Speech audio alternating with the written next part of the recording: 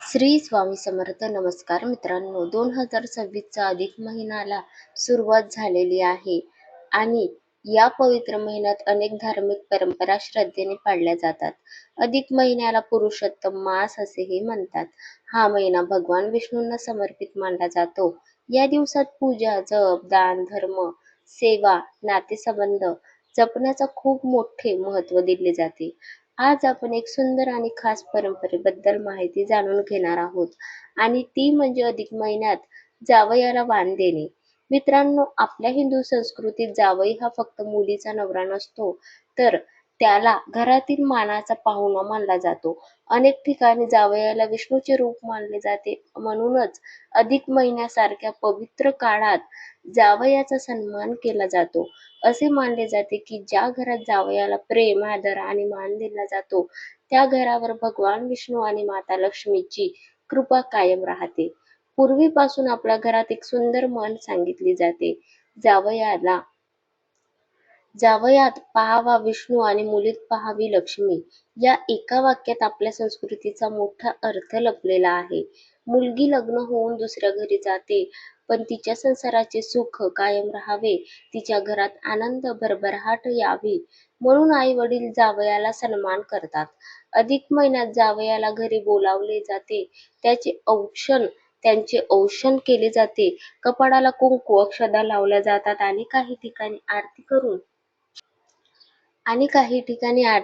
त्यांचे स्वागत केले जाते. त्यानंतर प्रेमाने भोजन दिले जाते. या दिवशी पुरणपोळी, खीर, तूप, भात, लाडू असे गोड पदार्थ केले जातात. कारण गोड पदार्थांनी नातेही गोड राहतात असे मानले जाते. वाण देण्याची परंपरा देखील खूप महत्वाची मानली जाते. वाण म्हणजे प्रेमाने दिलेली भेट. अधिक महिन्यात जावयाला नवीन कपडे, फळे, मिठाई, नारळ, तूप, दक्षिणा, धार्मिक पुस्तके किंवा पूजा साहित्य दिले जाते. काही घरात चांदीची वस्तू, तांब्याचा लोटा किंवा भगवान विष्णूंचा फोटोही दिला जातो. हे सर्व देताना मनात एकच भावना असते की मुलीचा संसार आनंदी राहो आणि घरात सुख शांती नांदो. मित्रांनो, अधिक महिना हा दान धर्मासाठी खूप शुभ मानला जातो.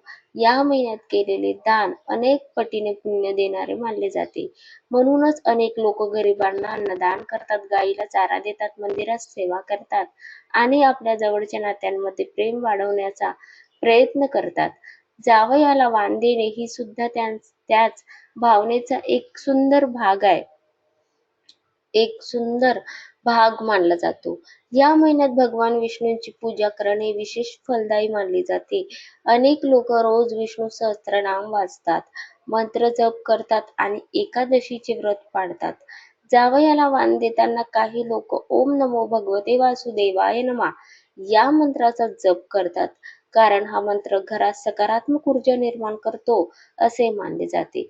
मित्रांनो, आजच्या काळात अनेक परंपरा हळूहळू कमी होत चालल्या आहेत, पण अशा सुंदर संस्कारांनी नाती जपली जातात.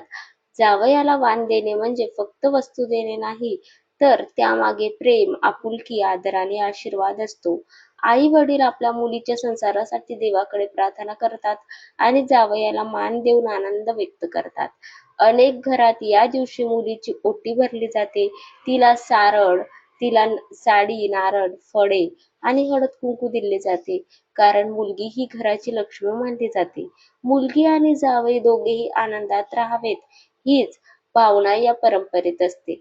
मित्रांनो, काही लोक विचारतात की ही परंपरा का करावी, तर यामागे मोठा धार्मिक अर्थ आहे.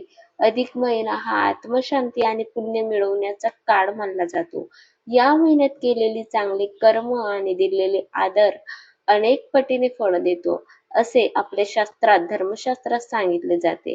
त्यामुळे आपल्या कुटुंबातील नाती प्रेमाने टिकवण्यासाठी ही परंपरा आजही श्रद्धेने पाळली जाते. अधिक महिन्यात शक्य असेल तर घरात छोटासा विष्णू पूजन करावे, तुळशीपुढे दिवा लावावा, गरजूंना दान करावे आणि घरातील मोठ्यांचे आशीर्वाद घ्यावेत.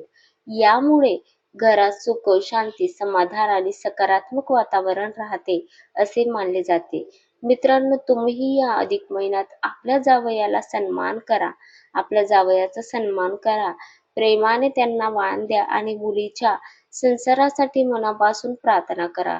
कारण आपल्या संस्कृतीत नाती जपणे हाच सर्वात मोठा धर्म मानला जातो.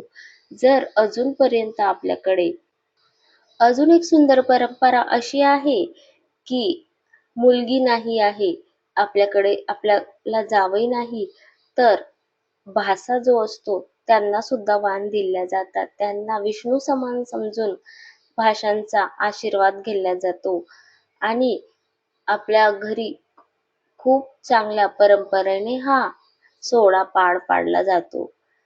अशीच माहिती जाणून घेण्यासाठी व्हिडिओ आवडला असेल तर लाईक करा, शेअर करा आणि अशाच धार्मिक आणि पारंपरिक माहितीसाठी आपल्या चॅनलला नक्की सबस्क्राईब करा.